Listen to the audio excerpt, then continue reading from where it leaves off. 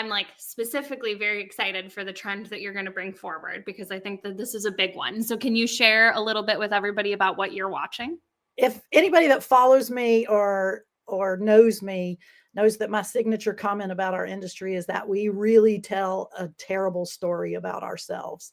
And I think that it's becoming really apparent that we need to start doing a better job.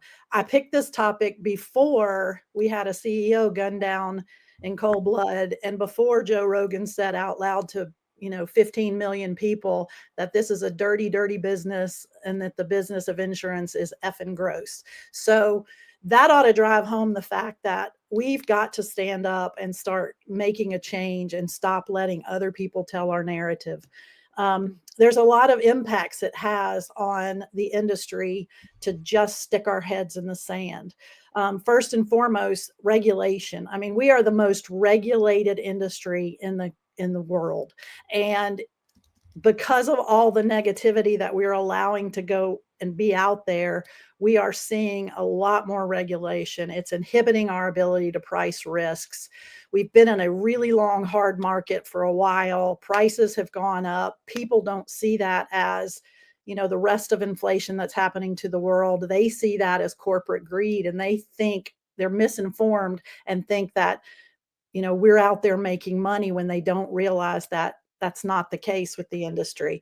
We're also seeing it, as Casey mentioned earlier, in social inflation. We're bringing that disgust and mistrust in the world for our industry into the courtrooms. And we've seen an 11% increase in commercial casualty losses in each of the last 5 years. So it's going up 11% a year due to that social inflation. This is a really jarring statistic. So listen, 2017 to 2022, the plaintiff bar has spent $6.8 billion in advertising to tell the world how awful we are. That is more than the top 10 carriers in that period of time combined. So we aren't doing anything about it. And then the money we spend on advertising is all about, a Gecko or Mayhem are getting 15% in 15 minutes. We're also, and I think this is the most critical piece to this, we aren't able to attract new talent to our industry.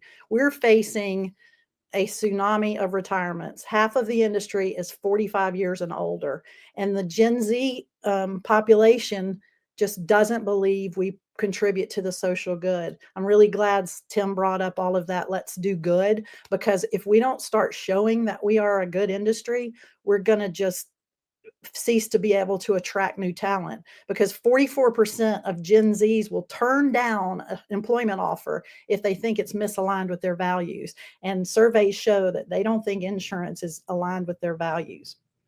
So, Michelle, can I sure. ask you a quick question? Sure. You mentioned the idea of like the geckos and all sorts of mascots and stuff like that. But I think what you have been doing recently, and I've already seen a number of comments come up about it and your content, what role do you think leaders in the insurance industry have, whether it's on LinkedIn or other channels, to help share a different narrative? It's obvious that nobody's getting their news from typical places anymore, and they are being influenced by, if you looked at the negative comments that were coming out after that CEO was gunned down, praising the shooter, and just TikTok, X, all of them were taken over with these positive comments for the shooter. And we didn't come out at all and do anything on the flip side of that. And we've got to start owning our own story. We've got to take back control. We've got to get out there and show that we're a public good, that we enable economic growth, we rebuild communities after disasters, and quite frankly, we enable businesses to be born and not face financial ruin.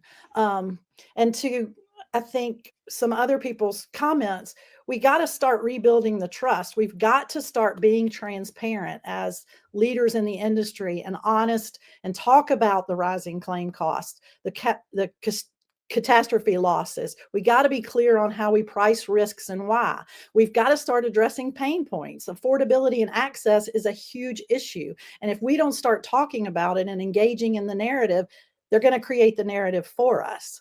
So it's really important that we start using our industry as a really positive, good, get out there, tell our message, get more people that sit in C-suites to get out there and engage on, I haven't done TikTok yet, but to engage on LinkedIn, to talk about it, to just because we're allowing the information to be told to us, not for us. And we've got to stop that, and we've got to stand up together. We got to start telling real stories, show real impact.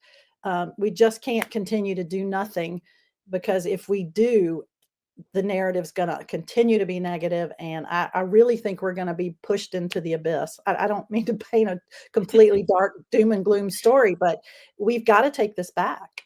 It's That's getting okay real. to it's okay to give people tough love so that we realize the stakes that are at place. And, Absolutely. again, based off of the comments just zipping past me right now, people are in agreement, and so I hope that this is the call to action to everybody that you need to get out, start telling a different story, start getting transparent with the way that we approach marketing and sales and helping educate buyers. And we Um, can't do it individually. We have to team up.